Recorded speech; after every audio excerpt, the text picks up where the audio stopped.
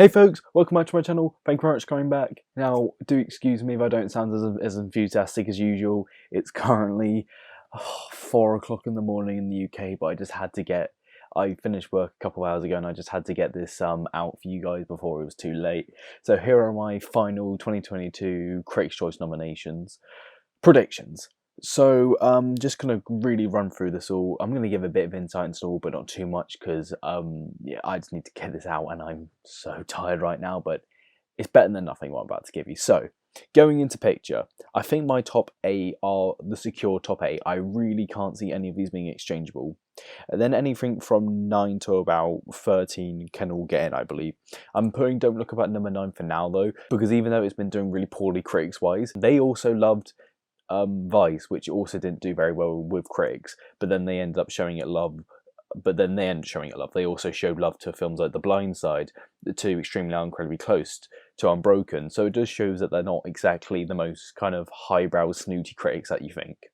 Number 10 is Nightmare Alley, because even though that hasn't been doing as well as we'd thought, it's like still getting okay reviews, and I do feel like that kind of Nightmare Alley could be the loose kind of number 10 to get in at all these award circuits. It breaks my heart to say it, but my 11 and 12 were Spencer and Cmon. A couple months ago I would have had these both in my top 10, but things have changed unfortunately, and we just kind of had to come to terms with that. But at the same time, I do definitely think they could still make it in, but they're just not looking as locked as we once thought. Director. So I've kind of just got my top 5 and just kind of put them anywhere, because Best Director is actually really unsure at the moment. We don't really know who's winning what. My personal pick would be Denis Villeneuve for Dune, which is why I put him at my number 1, to be perfectly honest, because I think he's just as clear as any of these top 5 are. And then my number 6 may be considered a bit brisky, but I'm going to go with Lin-Manuel Miranda for Tick Tick Boom, because he's been getting some critic nominations here and there, and I feel like the Critics' Choice, who kind of like more accessible films, well, not that they like really accessible films, but they kind of appreciate accessible films more than other critics groups, I feel like they will appreciate Tick Tick Boom and it will get in for the nomination. Best Actress.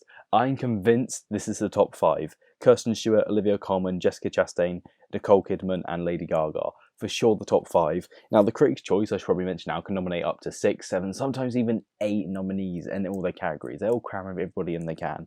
So I'm almost certain that 5 will get in. Then I'm kind of sure Lalahheim will just make it in.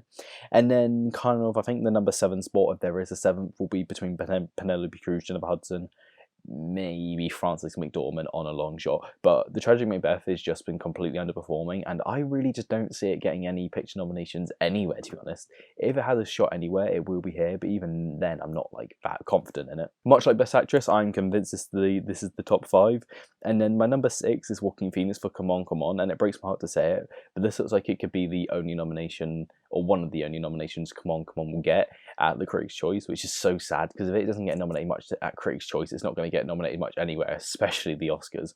Then my number 9, I'll make note of by saying is Nicolas Cage for Pig, because that's actually one of the most proclaimed performances of the year, and they nominated Ethan Hawke for Us Reformed, Adam Sandler for Uncut Gems, so I also don't feel as certain as I would have done for those nominees. I still definitely think he's worth having your eye out on. Best Supporting Actress. My number 1 has officially changed. You might have noticed this in my Golden Globe prediction video, and I feel like it's going to be the same here. I feel like Ariana DeBose may sweep all the awards circuits at this point, and ain't that just exciting?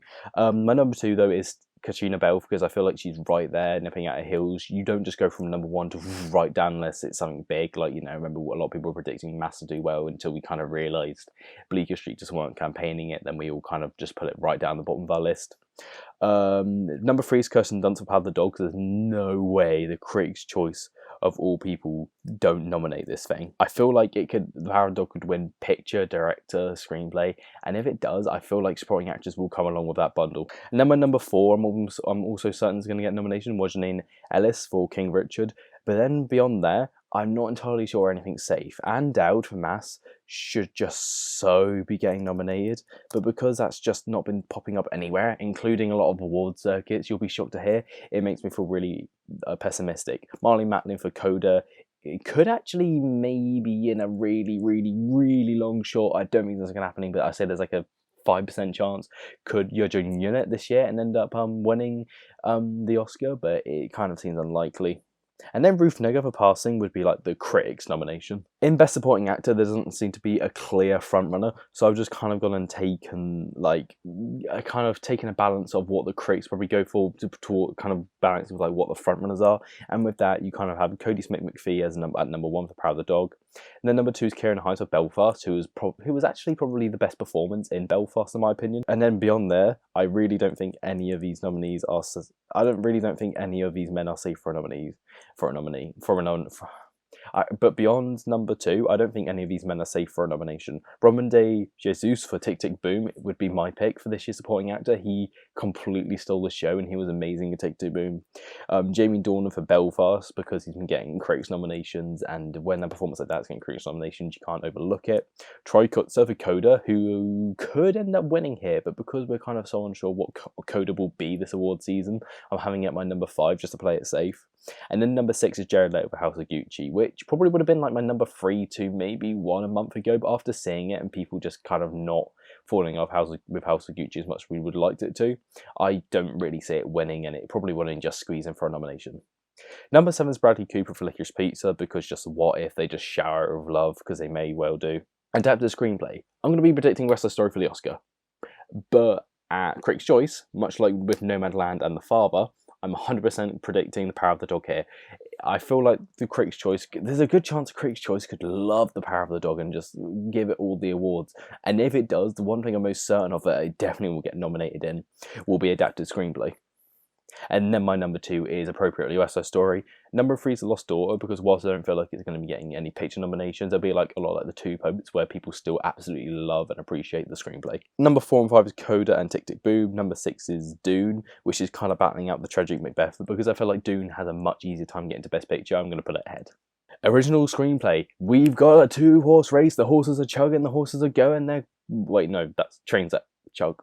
I'm really embarrassed now. We've got the horses galloping, they're galloping, and it's a 2-horse race. It's a 2-horse race. It's really aggressive, and we don't know what's winning, but it's between Licorice Pizza and Belfast, in my opinion. I really want Licorice Pizza to win, because I really want to see this be PTA's year, but equally, if Belfast does just end up becoming a complete sweeper all round, then we can't dismiss it in screenplay. Cinematography.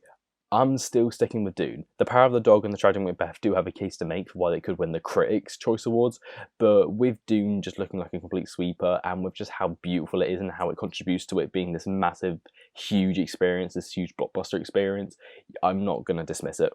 Best Costume Design. I'm still going to stick with Cruella as my number 1, purely because at the end of the day, that film's about costumes and about a talented costume designer, and the only way you can make a film about a talented costume designer is if you have an especially talented costume designer behind it.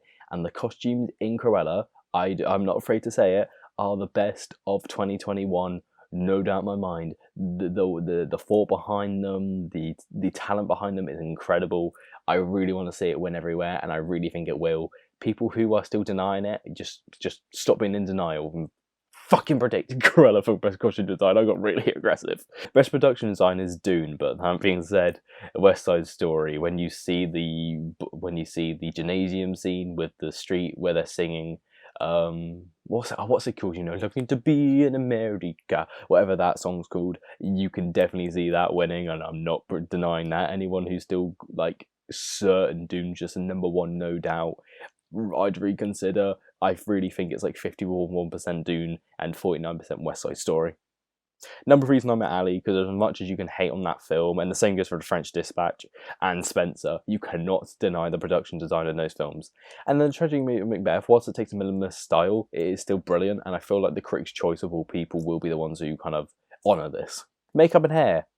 I'm still sure it'd be House of Gucci. Yeah, people don't love it as much as we would have liked to have done, but at the end of the day, House of Gucci does still have the best makeup of this year, and I feel like it will have an easy time winning. Dune and The Eyes of Tammy Faye do also both have a good case to make, but The Eyes of Tammy Faye just kind of overdoes it, and Dune doesn't have enough of it. I feel like House of Gucci is just the perfect, healthy balance, and I think that's going to help it win at the end of the day. Film editing. I'm going to stick with Dune, but when you've got fast-paced, fun musicals like West Side Story and Tick Tick Boom right next to you, don't be certain you're winning. I think that Dune is still gonna be a Mad Max Fury this year where it sweeps text, but it's not certain because it's not like an proper out there frontrunner in any category really, apart from maybe score. It's got aggressive competition from a lot of different films all trying to get some awards, and I wouldn't be certain of anything this award season. And another award that I can actually say I'm fairly certain Dune's going to just win, no questions asked, is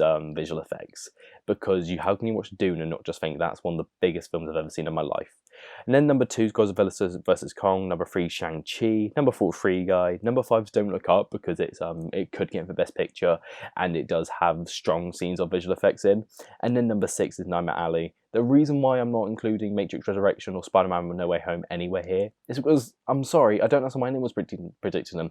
They haven't been seen yet. Yeah, they could like last minute get in at the Oscars or maybe some other like guilds, but why are we going to predict something that hasn't been seen? It hasn't been screened by anybody in time for voting. It's just not going to happen, so don't predict it. Original score is Dune.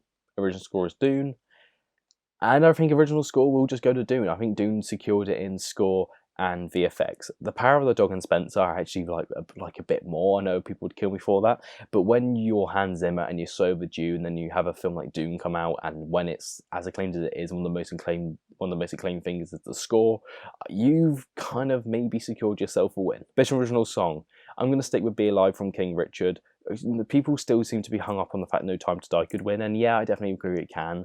And I'm a massive Bond fan, so I mean, I guess I'll show you all the tattoo now. Yeah, I love Bonds as much as anybody, but well, I think I love it more than anybody. I've got a fucking tattoo, but because that song came out 2 years ago, I just don't know if it's got the kind of the same love for it as it once did. And when you've got Beyonce competing for her first Oscar, I feel like she could start the race off in Critics' Choice and sweep the whole season. Best animated film. All I'm going to say is this: it's going to be Encanto, Luca, The Mitchells vs. Machine, Freya and the Lost Dragon, and Belle.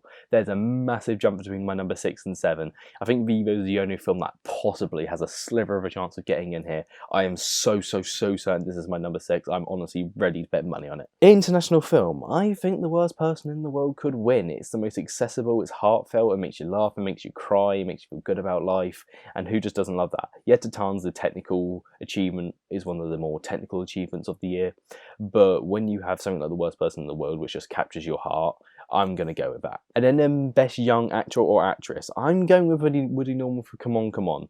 When you watch Come On, Come On, you see how good it is, you instantly think he deserves the Best Supporting Actor nomination. Then you learn he's British and he's got that incredible American accent going on, which I don't think many well-established British adult artists could do. So the fact he can do that is incredible.